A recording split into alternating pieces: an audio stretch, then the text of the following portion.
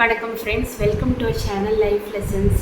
அதாவது பார்த்திங்கன்னா 2018 வந்துட்டு எனக்கு வந்துட்டு ஒர்க் ரிலேட்டடாக பெங்களூருக்கு ரீலோகேட் ஆகிறதுக்கு ஒரு வாய்ப்பு கிடைச்சிது. ஸோ அந்த மாதிரி நான் பெங்களூருக்கு ரீலோகேட் ஆக போகிறேன்றப்போ எனக்கு ரொம்ப சந்தோஷமாக இருந்தது. ஏன்னா பெங்களூருக்கு போகணும், அங்கே இருக்க கிளைமேட்லாம் நான் என்ஜாய் பண்ணணும் அப்படின்னு சொல்லிட்டு எனக்கு நான் காலேஜ் படிக்கும்போதுலேருந்தே பெங்களூர்லாம் போகணுன்ற ஆசை இருந்துச்சு. ஸோ அந்த கிளைமேட்லாம் பற்றி கேள்விப்பட்டிருக்கேன், அதனால எனக்கு ரொம்ப ஆசையாக இருந்துச்சு. ஸோ அந்த ஒரு எக்ஸைட்மெண்ட்டில் நானும் பெங்களூர் போக ரொம்ப ரெடியாக போனேன். ஆனால் அங்கே பார்த்திங்கன்னா எனக்கு யாருமே தெரியாது, அங்கே எப்படி இருக்கும், அந்த ஊர் எப்படி இருக்கும், என்ன பண்ணணும், எதுவுமே எனக்கு தெரியாது. எந்த ஒரு ஐடியாவுமே இல்லாமல் நான் பெங்களூருக்கு ரீலோகேட் ஆனேன். எப்படியும் சமாளிச்சுக்கலாம் அப்படின்னு சொல்லி ஒரு நம்பிக்கையில் நான் ரீலோகேட் ஆகிட்டேன். அப்போ பார்த்திங்கன்னா நான் அங்கே ஒரு ஹாஸ்டலில் சேர்ந்தேன். அந்த ஹாஸ்டலில் எப்படின்னா ஹாஸ்டல் பில்டிங் ஒரு பக்கமும் மெஸ் வந்து இன்னொரு பக்கத்து பில்டிங்கில் இருக்கும். ஸோ சாப்பிட்றதுக்கு அந்த பக்கத்து பில்டிங் மெஸ்ஸுக்கு போகணும். ஸோ அது எனக்கு புது இடன்றதால பழகலை. எனக்கு எங்கே படிக்கட்டு இருக்கும், என்ன எப்படி ஏறி போகணுங்கிறது எதுவுமே தெரியாது. ஸோ அன்றைக்கி மார்னிங் வந்துட்டு நான் சாப்பிட்றதுக்காக தட்டை எடுத்துகிட்டு மெஸ்ஸுக்கு போகும்போது அங்கே ஸ்டெப்ஸ் இருந்தது. அது எனக்கு தெரியாமல் நான் அதில் தட்டி கீழே விழுந்துட்டேன். அப்போ அங்கே அங்கே ஹாஸ்டலில் இருந்தவங்கெல்லாம் அப்புறம் வார்டன் ஆண்டி எல்லாமே வந்துட்டு என்னை தூக்கிட்டு அப்புறமா என்ன ப்ராப்ளம் என்னன்னு கேட்டுட்டு அப்புறமா அவங்களே சாப்பாடு எடுத்து போட்டு கொடுத்தாங்க. நான் சாப்பிட்டு திருப்பி வந்துட்டேன். அன்றைக்கி ஈவினிங் பார்த்திங்கன்னா வந்துட்டு அந்த இஷ்யூ கொஞ்சம் பெருசாகிடுச்சு. அப்போ வந்துட்டு அங்கே வந்துட்டு ஒரு மலையாளி கிறிஸ்டியன் ஒருத்தவங்க ஒரு அக்கா இருந்தாங்க. அவங்களும் வந்துட்டு என்னோடய ஆஃபீஸில் தான் ஒர்க் பண்ணுறவங்க, ஆனால் வேறு பிரான்ச்சில். ஸோ அவங்க எப்படின்னா அங்கே இருக்கிற வார்டன் ஆண்டி, அங்கே இருக்கிற அந்த ஹாஸ்டலில் தங்கியிருக்க எல்லா கேர்ள்ஸ் கூட, அப்புறம் வந்துட்டு அங்கே மெஸ்ஸில் ஒர்க் பண்ணுற அந்த குக்கண்ணா, அவங்க எல்லாருக்குமே அவங்க ஃப்ரெண்ட்லியாக எல்லாருக்கிட்டையுமே அவங்களுக்கு ஒரு நல்ல ஒரு கான்டாக்ட் ரிலேஷன்ஷிப் இருக்குது. ஸோ ஒரு வார்டனுக்கு அடுத்த படின்னு வைங்களா, அந்தளவு ரொம்ப ஃபேமஸ் அவங்க. ஸோ ரொம்ப எந்த ஒரு பிரச்சனைனாலும் முன்னாடி நின்று ஹெல்ப் பண்ணுவாங்க. ஸோ அந்த மாதிரி இருந்தாங்க அவங்க. ஸோ அந்த மாதிரி அவங்கக்கிட்ட இந்த மாதிரி இப்போ வார்டன் ஆண்டி சொல்லியிருப்பாங்க போல், இந்த மாதிரி புதுசாக ஒரு பொண்ணு ஜாயின் பண்ணியிருக்கு, கொஞ்சம் ஐசி ப்ராப்ளம் போல், கீழே விழுந்துருச்சு இன்றைக்கி மெஸ்ஸுக்கு வரும்போது அப்படின்னு சொல்லியிருக்காங்க. ஸோ உடனே அன்றைக்கி ஈவினிங் வந்து அந்த அக்கா வந்துட்டு என்னை பார்த்தாங்க. என்ன ஆச்சு, என்ன ப்ராப்ளம் அப்படின்னு சொல்லிட்டு கேட்டுட்டு அவங்க என்ன சொன்னாங்கன்னா, இனிமேல் வந்துட்டு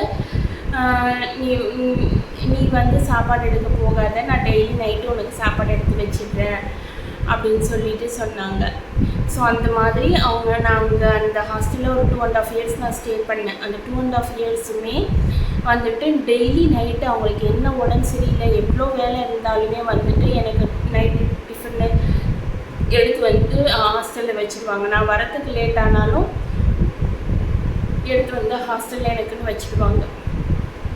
ஸோ அதுலேருந்து பார்த்திங்கன்னா அவங்க தான் எனக்கு பெங்களூரில் ஒரே ஒரு ஃப்ரெண்டு. இப்போ எனக்கு ஏதாவது பர்ச்சேஸ் பண்ண போகணும் அப்படின்னா அவங்க தான் கூட வருவாங்க.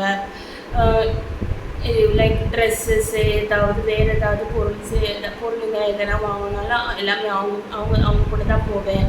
எனக்கு உடம்பு சரியில்லைன்னா அவங்க தான் போய் மெடிக்கல் டேப்லெட் வாங்கிட்டு வந்து கொடுப்பாங்க.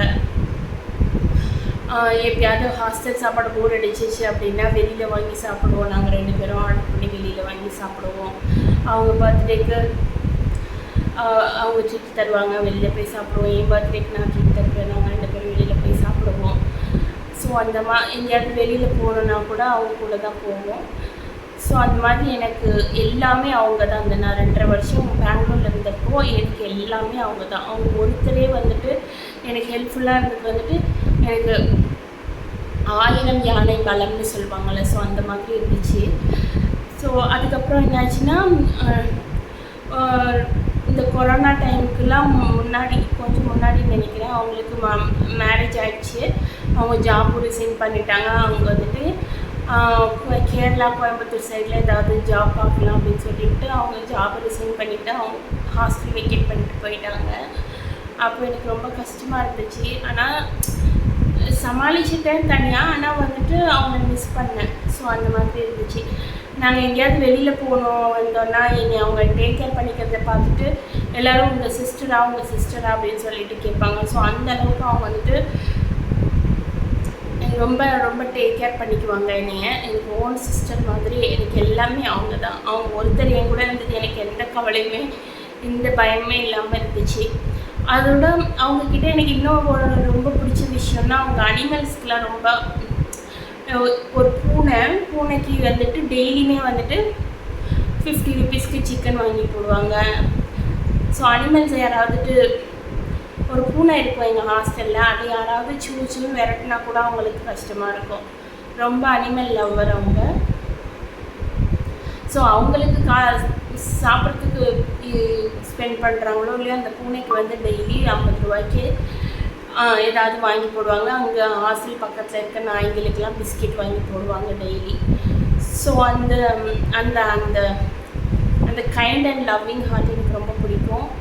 அவங்களோட அருமை எனக்கு அவங்க கூட இருக்கும்போதும் புரிஞ்சுது. ஆனால் அவங்கள விட்டு நான் பிரிஞ்சு அதுக்கப்புறமா என் வாழ்க்கையில் நிறையா டாக்ஸிக் பீப்புளை நான் பார்த்துட்டேன். ஸோ அவங்களெலாம் பார்க்கும்போது அவங்க இன்னும் எனக்கு ஒரு தெய்வம் மாதிரி தெரியுறாங்க.